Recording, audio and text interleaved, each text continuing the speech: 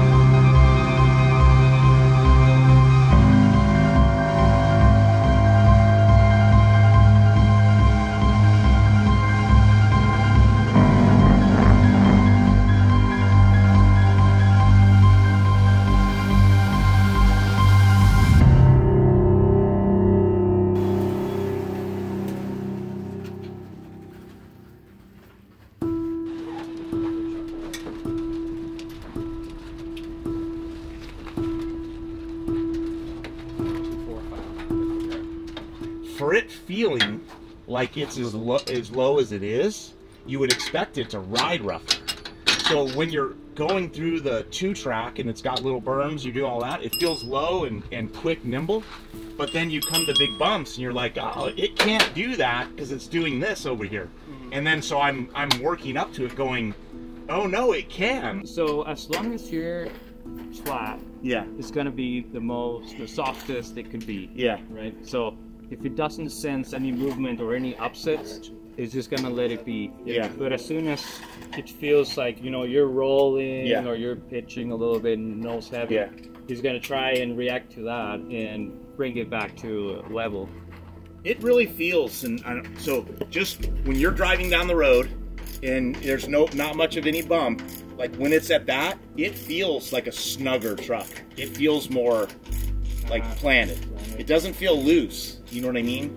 And what you just said is that, you know, when it's not sensing anything, you're just going down the road, it should be loose, but it feels tight. It feels snug like a road car, you know what I mean? Right. Like you'd want a road car. You don't want it to be all wallowy and stuff. So it feels very planted and stable on the asphalt, you know, right now, and the graded road too. Yeah. Yeah, that's how it should be. Yeah. If at any point you start to roll a little bit, or there's a little bit of like side movement, yeah, live valve is gonna catch it. Yeah.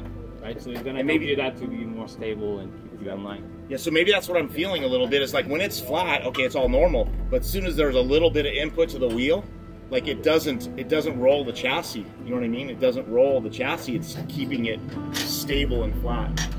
Yeah. It's very nimble is what it's making. It makes it very you know, I don't want to use the word darty because that sounds bad, but it makes it responsive is a better way to say it, like very, you know, quick to react.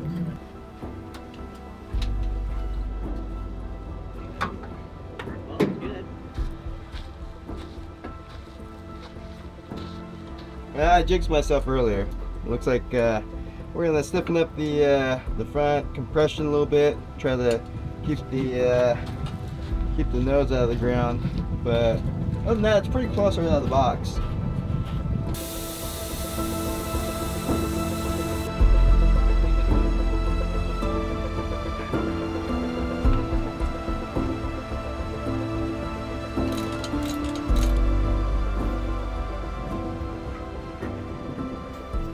Just trying to see more than anything like average valve activity, you know, where it stands on, open to close, and how much times does it go like full power, full stiff.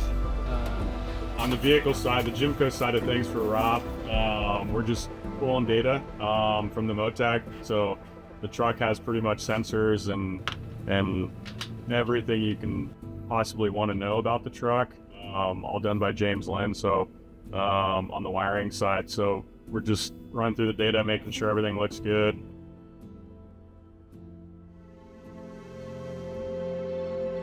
And then on the rear, long compression, can we go in 5 clicks, so a half turn? Yep.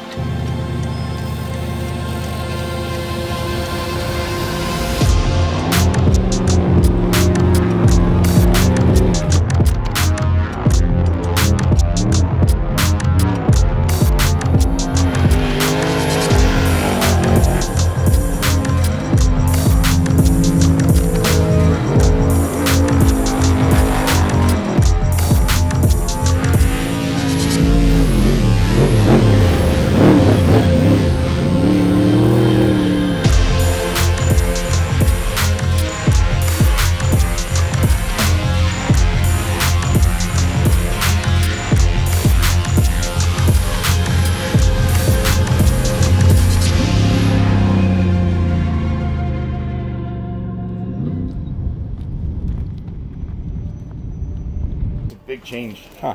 Yeah. Whatever he did made a pretty good change. That was an inch taller. Yeah, and that would take an inch. Like I underestimate what he can do with the computer. Like the computer does more than tubes, turning tubes and doing stuff that way. Like he can do all of that with the computer.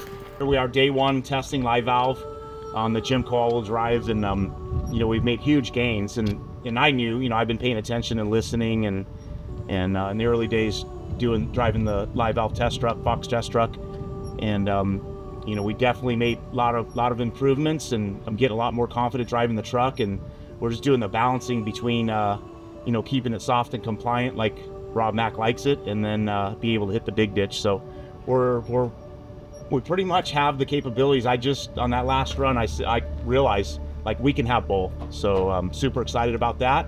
Really looking forward to the Baja 500.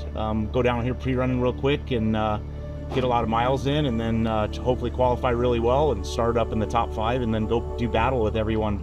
It's been about, I think 3 years ago we won the Baja 500, and we'd love nothing more than to get another one. So everyone at Jimco and FOX and all our other partners are working hard trying to get us back on the top spot.